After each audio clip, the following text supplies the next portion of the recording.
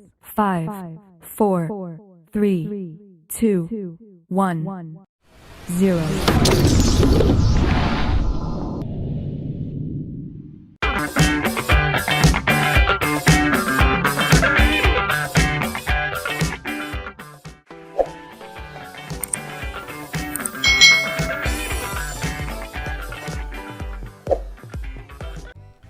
Hai hai hai, selamat datang di channel YouTube Kak Citra. Apa kabar adik-adik semuanya? Kak Citra berharap kalian dalam keadaan yang baik, sehat, dan siap untuk belajar ya. Hari ini kita akan belajar bersama-sama untuk mata pelajaran tematik kelas 2. Kita belajar di tema 8, keselamatan di rumah dan perjalanan, subset tema 1, aturan keselamatan di rumah, pembelajaran yang ketiga. Mari adik-adik yang hebat, kita belajar dengan penuh semangat. Adik-adik, baterai jam dinding di ruang tamu sudah usang. Baterai jam dinding harus segera diganti. Ayah meminta Udin untuk menggantinya. Udin bersedia untuk menggantinya. Nah, adik-adik, di sini ada percakapan antara Udin dan ayahnya. Hati-hati ya nak, jangan sampai terjatuh. Kalau terjatuh bisa terluka. Jam dindingnya pun bisa pecah. Ini pesan ayahnya Udin. Lalu Udin menjawab adik-adik, "Iya ayah, saya akan berhati-hati. Pegang mejanya yang kuat ya ayah," jawab Udin. Apa isi percakapan Udin dan ayah tadi adik-adik? Nah, percakapan di atas tadi itu berisi tentang ayah dan Udin yang sedang mengganti baterai jam yang sudah usang. Nah, ayah sendiri berpesan kepada Udin untuk hati-hati.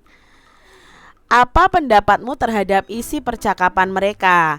Nah, di sini kan Udin harus berhati-hati karena jika terjatuh bisa terluka dan jam menjadi rusak. Jadi pesannya ayah tadi sangat baik ya adik-adik untuk dipatuhi oleh Udin. Adik-adik bacalah kalimat-kalimat berikut ini dengan benar. Yang pertama, kalau terjatuh bisa terluka. Yang kedua, jam dindingnya pun bisa pecah. Yang ketiga, iya ayah, saya akan berhati-hati.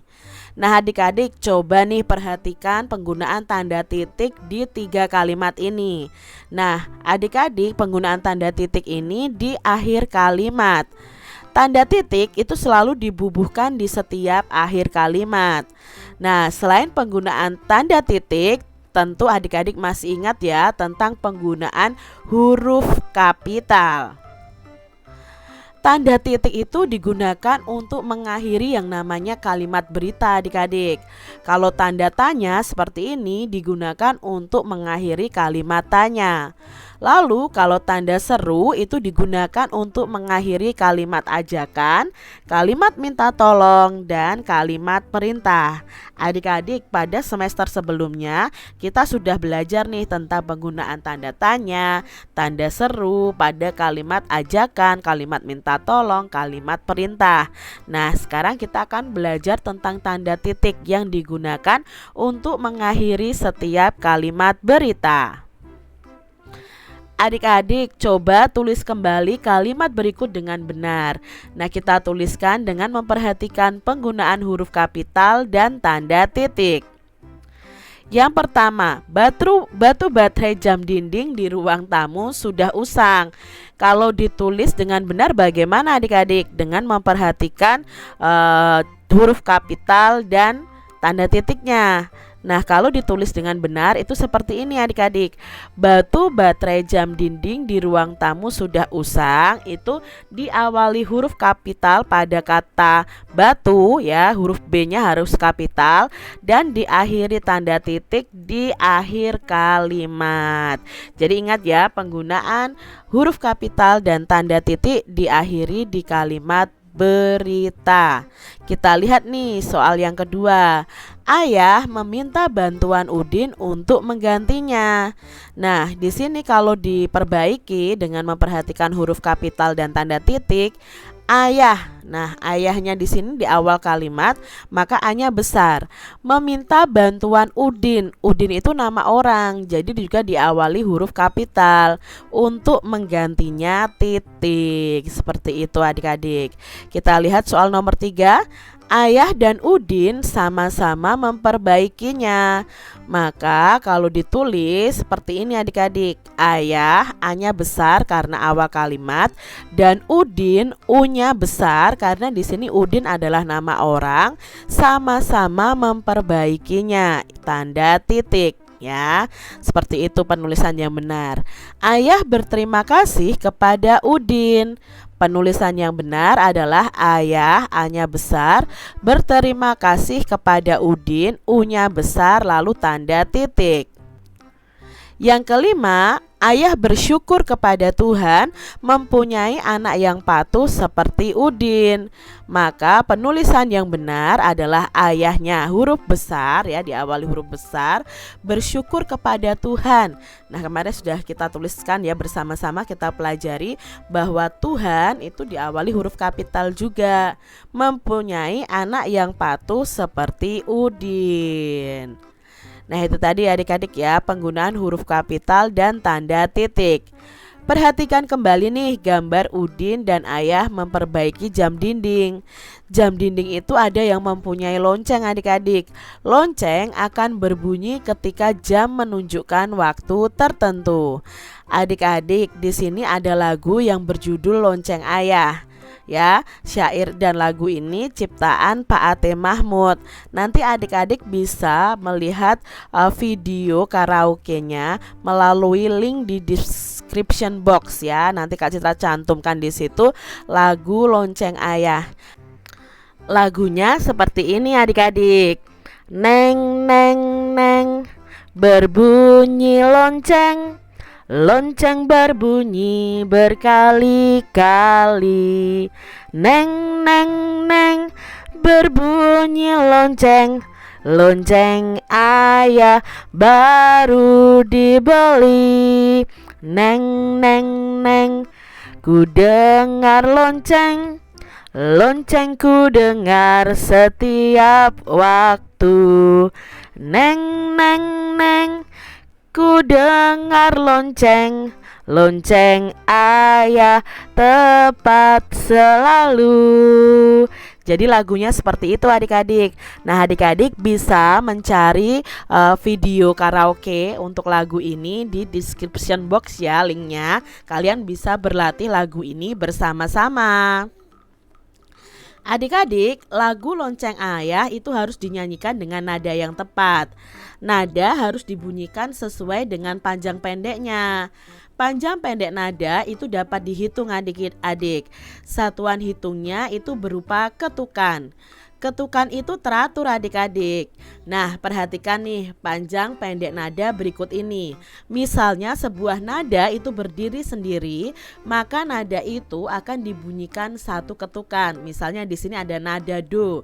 Ya, nada do ini berdiri sendiri, ini dinyanyikan atau dibunyikan satu ketukan. Tetapi apabila nada ada dua nada itu di garis atasnya seperti ini, maka masing-masing nada ini akan dibunyikan setengah ketukan.